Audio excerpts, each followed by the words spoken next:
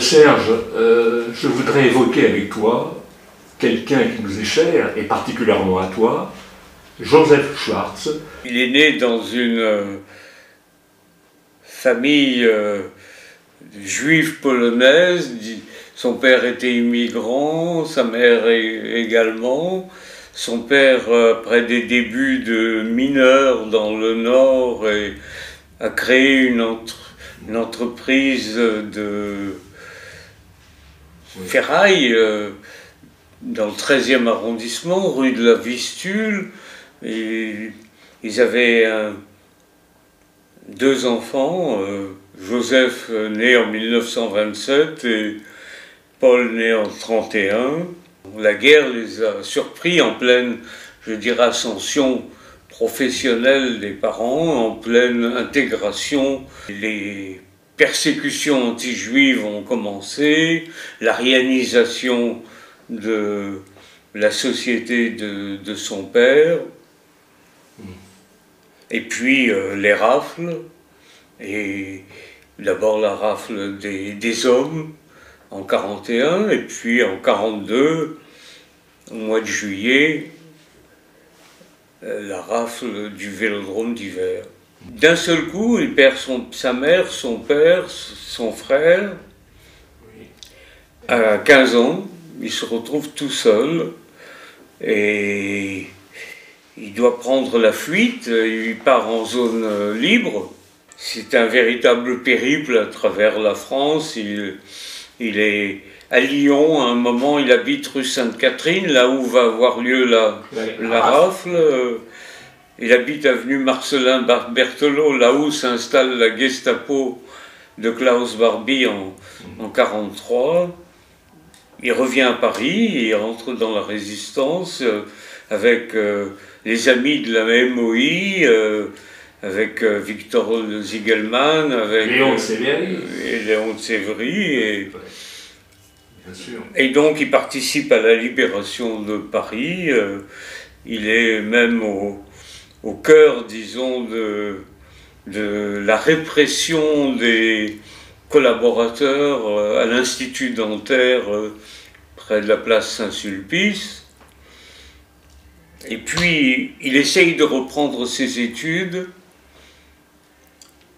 parce qu'il aime les études et qu'il n'a cesse de lire et de se cultiver lui-même pendant ces années, ces années terribles.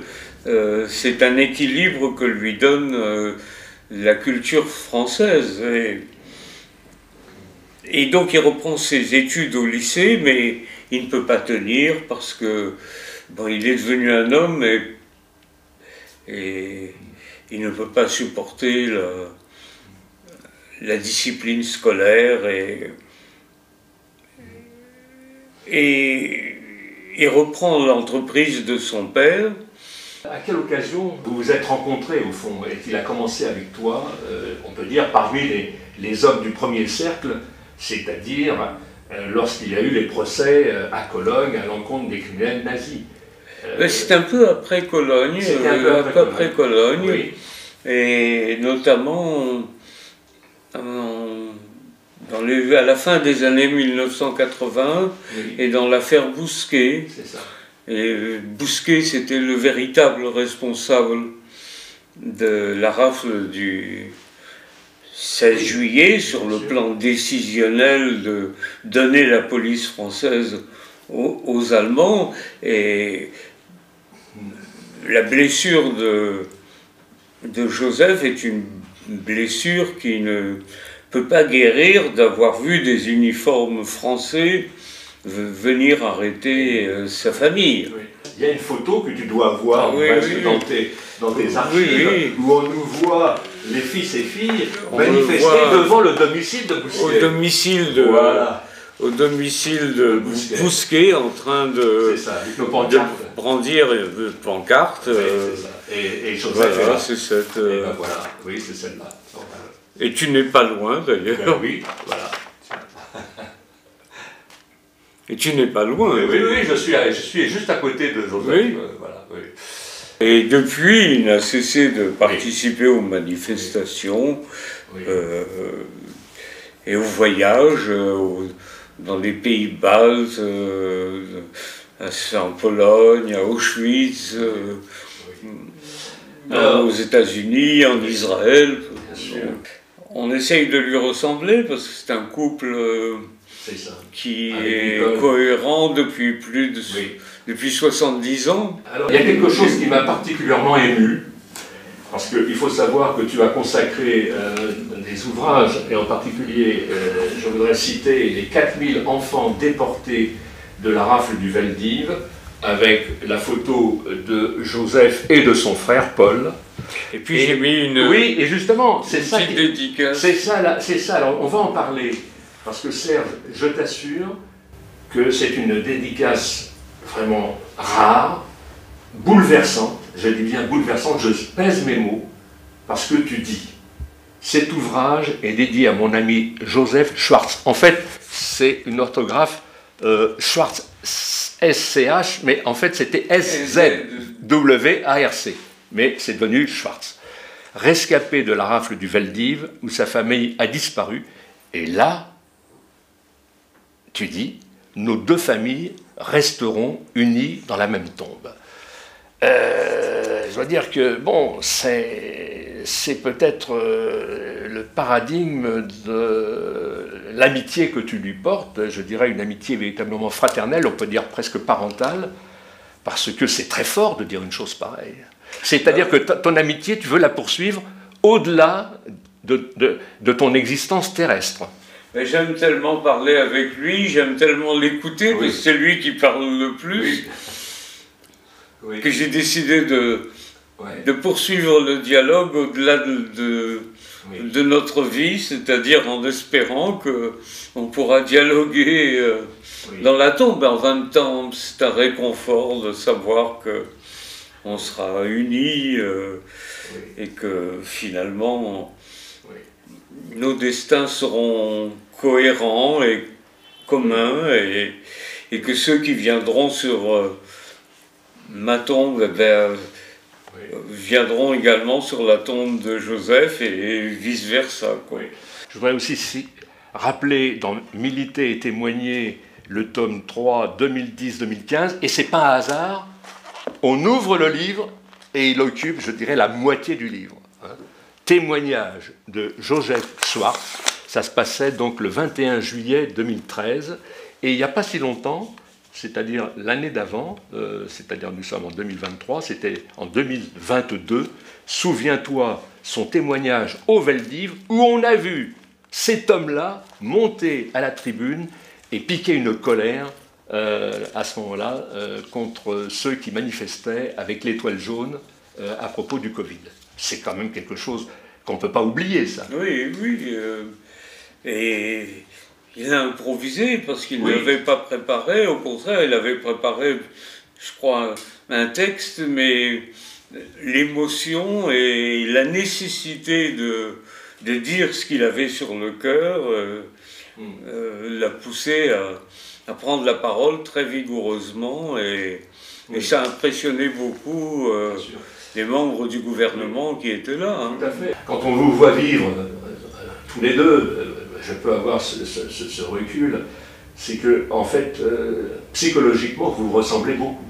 Joseph, il n'a pas sa langue dans sa poche, et toi, quand effectivement, tu dois te heurter même aux instances de la République, plus hautes instances de la République, bah, tu n'hésites pas, quand on voit ton histoire, eh bien, je dirais, tu restes droit dans tes bottes pour aller jusqu'au bout de ton action. Tu es d'accord? Oui, je suis d'accord, tout à fait. Simplement, Joseph le fait à titre, je dirais, privé.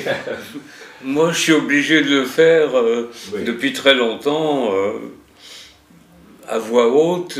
Mais là, justement, Joseph a eu l'occasion de s'adresser à la première ministre qui était là et donc de dire ce qu'il avait sur le cœur.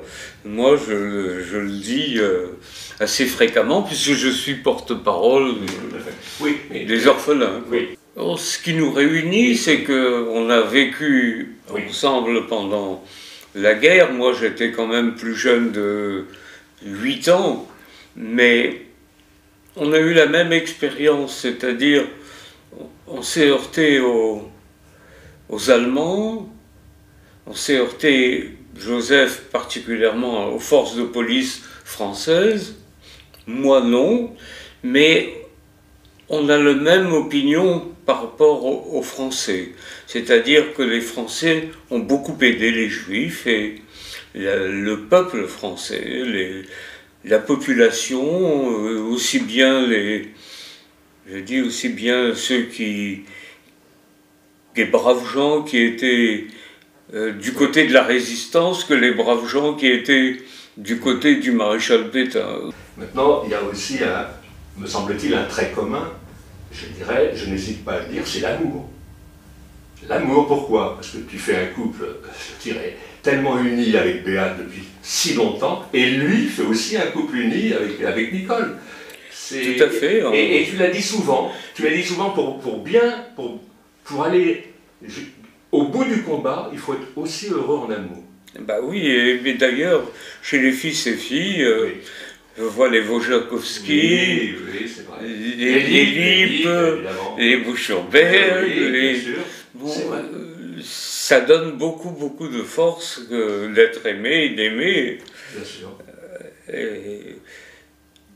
Si on n'est pas heureux à titre privé, c'est très difficile de mener une action positive. Une action négative, peut-être, il faut être amer et aigri et tout pour avoir la force d'agir, d'exercer son pouvoir de nuisance, mais pour les actions positives, il faut beaucoup d'amour. Oui. Voilà. Alors, si tu permets, un autre trait commun que je vois, c'est l'élément culturel. Moi, j'ai beaucoup de diplômes, mais lui n'en a pas. Il a beaucoup plus de mérite que moi, et à chaque fois, je suis émerveillé parce qu'il a une mémoire prodigieuse. Oui. Il se souvient de milliers de vers, et il me dépasse largement, donc j'ai beaucoup d'admiration pour cette curiosité et puis aussi pour retenir. Qu'est-ce que tu aurais envie de lui dire, là, comme ça, spontanément, en ouvrant ton cœur? Que je l'aime beaucoup et que c'est comme un frère aîné, et puis à notre âge, moi je vais avoir 88, il a 96, d'avoir quelqu'un de la génération précédente qui a vécu les mêmes événements, bientôt je me retrouverai, il n'y aura pas grand monde pour avoir vécu ces événements d'une façon consciente. Il fallait avoir au moins 6-7 ans pour les vivre de façon consciente. C'est un réconfort, donc je prie le ciel qu'il vive jusqu'à 120 ans pour que je ne sois jamais orphelin de Joseph Schwartz. Au fond, pour aller jusqu'au bout d'un combat, il faut être aussi heureux en amour. Ben oui, c'est ça. Je dis quand même maintenant où il est quand même un peu dépressif, il est malade, sans Nicole, il ne pourrait pas se tenir, impossible. Et Nicole a un caractère formidable pour savoir comment on peut le calmer, etc. Donc vraiment, je dis aussi beaucoup d'amour pour Nicole, c'est une femme extraordinaire. Nos deux familles resteront unies dans la même tombe. Est-ce que Serge t'avait parlé de cette dédicace ou est-ce que tu l'as découverte? Non, je le sais. Enfin, de toute façon, mais en plus, je le dis aussi, parce qu'on était souvent au jardin d'enfants et vous avez la photo de la famille qui était un petit peu près du mur. Et chaque fois quand Joseph est devant cette photo, il commence à pleurer, c'est terrible, là, vraiment. Là, sur place, là, ça lui revient tout ça. Non, oui, parce qu'en principe, il y a un enterrement au même endroit. Bon. Qu'est-ce que tu aurais envie de lui dire comme ça, spontanément, comme message? Est-ce que tu voudrais lui délivrer? Pour Joseph, je veux dire, écoute, même si tu parles beaucoup et tu es pessimiste, mais nous sommes là pour te soutenir et quand même pense que tu as fait tellement de choses dans ta vie et il faut absolument que tu sois un exemple pour, malgré tout ça, de vivre le plus longtemps possible. Mais je crois en lui-même, il a quand même cette envie de faire les 100 ans. Hein. Et nous les souhaitons. Ça, c'est sorti de ce matin. L'œuvre de Serge, c'est de n'oublier personne. Et toi qui es son meilleur ami. Oui, on a été enterrés ensemble, tu sais. Ben oui, c'est ça, c'est ça qui est extraordinaire. C'est qu'il ne se cache pas de dire « Je partagerai ma tombe avec Joseph et on sera ensemble ». Je vais voir où il travaille, où il travaillait, parce que maintenant c'est plus... On ne peut pas monter à 3, là, je sais pas. Oh non, je crois pas. Non, mais vas-y. Ben non, d'abord. On monte à 2. L'année prochaine, hein.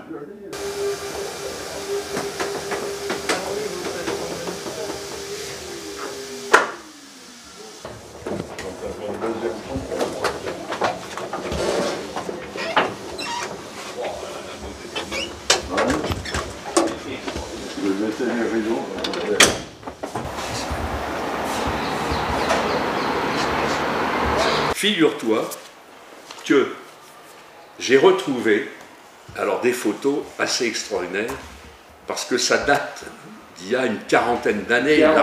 Oh, bah, largement. On était déjà ensemble, figure-toi, avec le groupe à Milo en Israël. Ah ben dis donc. Voilà. Ah ben dis donc, ça ne nous rajeunit pas. Ça ne nous rajeunit pas. Et alors figure-toi... Attends, où je suis là?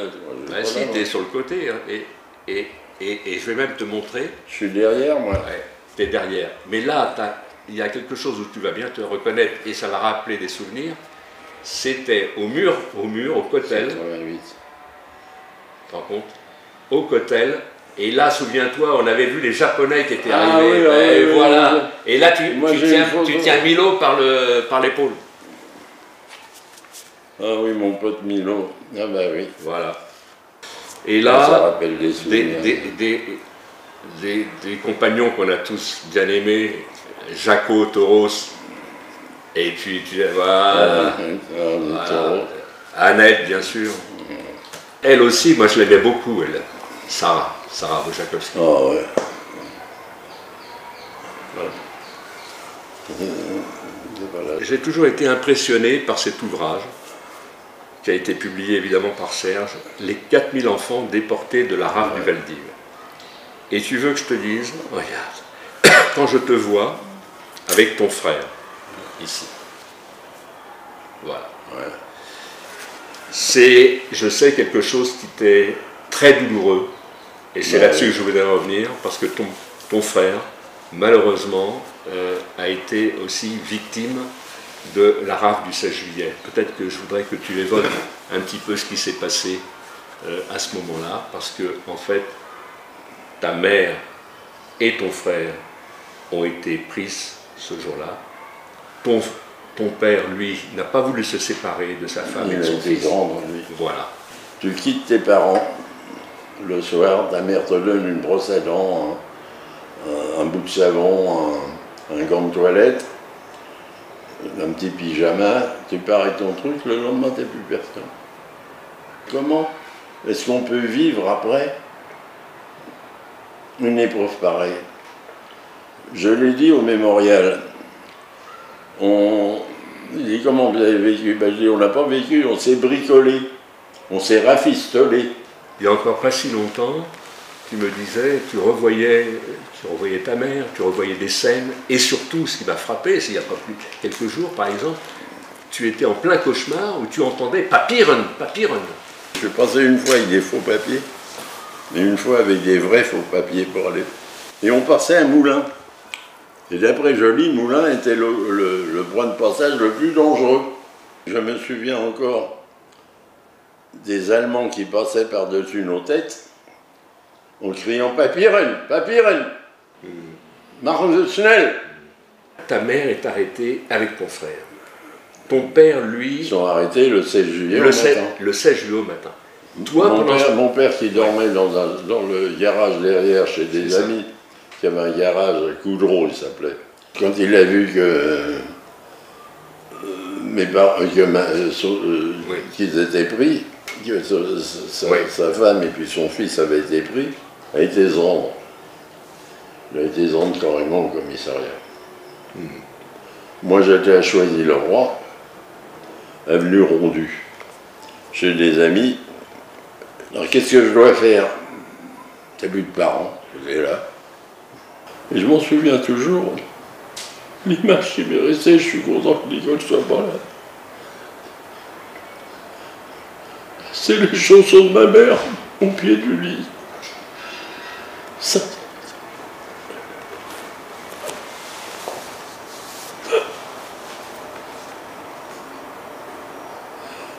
Dur. Très dur. Et il faut que je raconte la suite. De là, je savais pas quoi faire. Je suis monté chez des voisins, Frankel. Je frappe, ils n'ouvrent pas. Je dis en yiddish, je sais les deux. Parler yiddish. Et ils ouvrent la porte. Il avait 2 assiettes sales, il les lavait dans l'évier, tu vois, pour laisser la maison propre. Des petites choses, tu vois. Et à ce moment-là, on frappe à la porte. On n'ouvre pas. On entend police, ouvrez, on défonce la porte. Au final, on n'a pas ouvert, ils ont défoncé la porte. Puis ils nous ont emballés. Et nous ont emmenés au commissariat. Ils ne nous ont pas emmenés en voiture. Eux, la voiture marchait devant, au pas, et nous, on suivait à pied derrière. Ils ne nous ont pas fait monter dans la voiture. Donc, on s'est retrouvés au commissariat de la place d'Italie. Tu vois? C'est ça. J'ai su par qui, on a été dénoncé, j'ai recherché pour lui faire la peau au gars, je n'ai jamais retrouvé. J'ai retrouvé ses enfants, qui avaient une dizaine d'années, qu'il avait laissé ses enfants chez un voisin, qui était face aux enfants. Donc on s'est retrouvés au commissariat.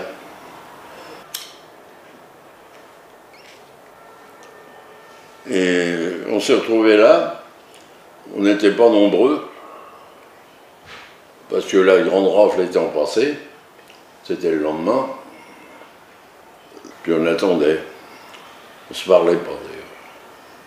C'est une drôle d'ambiance, comme ça, je m'en souviens encore. Ils étaient assis, les pauvres là, ils étaient assis. Il y avait 2 vieux. Ils avaient des par-dessus, je leur dis pourquoi vous n'enlevez pas vos par-dessus? Moi j'avais 15 ans. Je dis on les emmène parce qu'on ne sait jamais. Bon. Je regardais l'avenue des Gobelins, je m'en souviens, il y a une voiture qui lavelait avec des rouleaux, comme ça, qui lavait l'avenue. Et puis il passait un garde mobile, ou je sais pas quoi, qui est devant, qui faisait les 100 pas. Et il faisait les 100 pas, puis à un moment donné, il regardait, il me dit, allez, fous le camp. J'ai jamais su de ma vie s'il m'a dit qu'il fallait que je rentre dans le hangar ou que je me tire. J'ai entendu ça, je me suis tiré, voilà. J'étais boulevard Auguste Blanqui, j'ai pris l'avenue des Sœurs Rosalie, j'ai pu couper, je suis descendu, j'ai arraché mon étoile. J'étais chez ma grand-mère, rue des Maronites, à Ménilmontant. Et là, je l'ai trouvé en pleurs. On venait d'arrêter ma tante. Et là, on l'avait laissé, ils n'arrêtaient pas les vieux ce jour-là, j'en sais rien, je sais pas. Voilà. Au moment de la libération, on te voit sur une ambulance, assis, ouais, avec un groupe de résistants. C'était des hommes de main. D'accord. C'était nos hommes de main. C'est ça. Alors? Et moi, assez curieux, jeune comme j'étais, j'avais déjà un pouvoir sur eux. Ils m'obéissaient. J'avais 15-16 ans, ils étaient à mes ordres. Ah oui. J'étais le chef. Et j'avais rien pour être un chef. Comment tu as rencontré Serge? Et après, il faut dire que tu as une véritable épopée avec les Serge, fils et filles. c'est très simple. Oui. Et c'est là que Ziegelman me dit, va voir Léon, ils sont en train de monter un truc pour les fils et filles. Je vais voir Léon dans sa boutique là-bas, rue Bellay, là. D'accord. Et puis c'est là que c'est parti. C'est là que c'est parti. Ouais. le militantisme qui a été le tien, parce qu'en fait, tu fais partie de, je dirais, des soldats autour de Serge. Est-ce que c'est quand même quelque chose, bon, qui fait chaud à ton cœur de savoir que tu as compté quand même? Je suis heureux d'avoir rencontré Serge. Oui. Ça, c'est sûr. Il est certain que le militantisme qu'on a fait m'a, si tu veux, conforté dans un certain sens, parce que j'avais l'impression que je faisais quelque chose pour nos martyrs. Joseph Schwartz, il nous donne aussi une leçon de vie.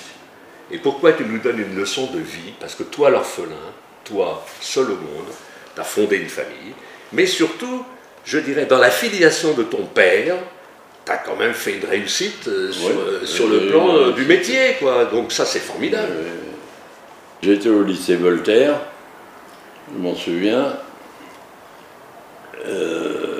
J'étais, si tu veux, un adolescent difficile.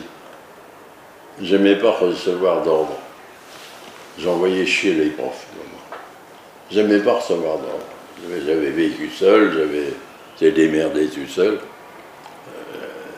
Donc ça se passait comme ça, quoi.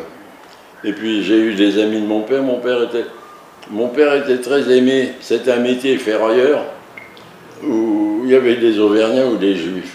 Et de fil en aiguille, après la guerre, des gens ont essayé de me joindre, qui connaissaient mon père.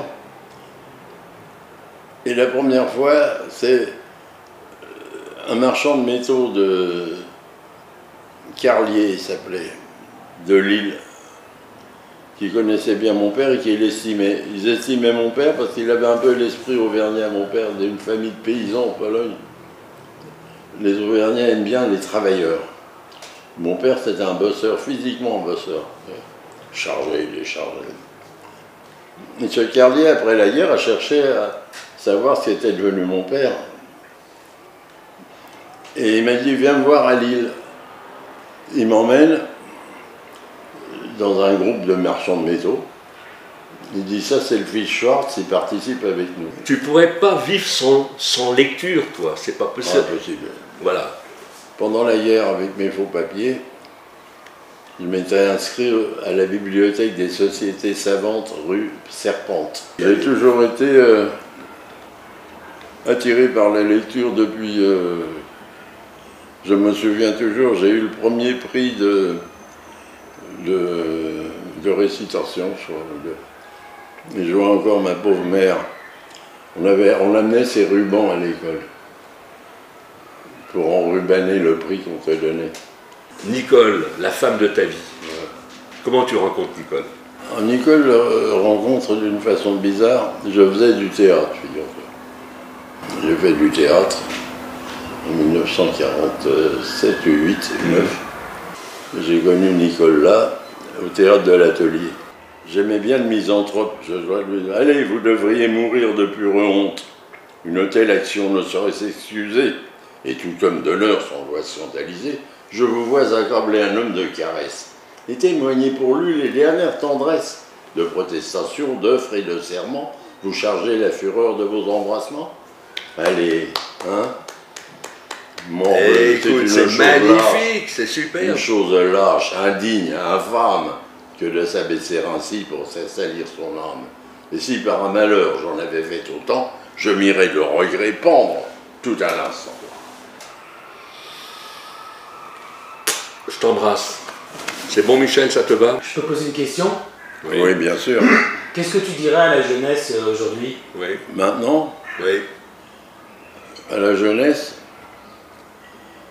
regardez le passé. Et souvenez-vous du passé. Ne soyez pas égoïstes. Voilà. Mobilisez-vous pour des grandes causes. Voilà ce que je dirais. Faites comme nous on a fait.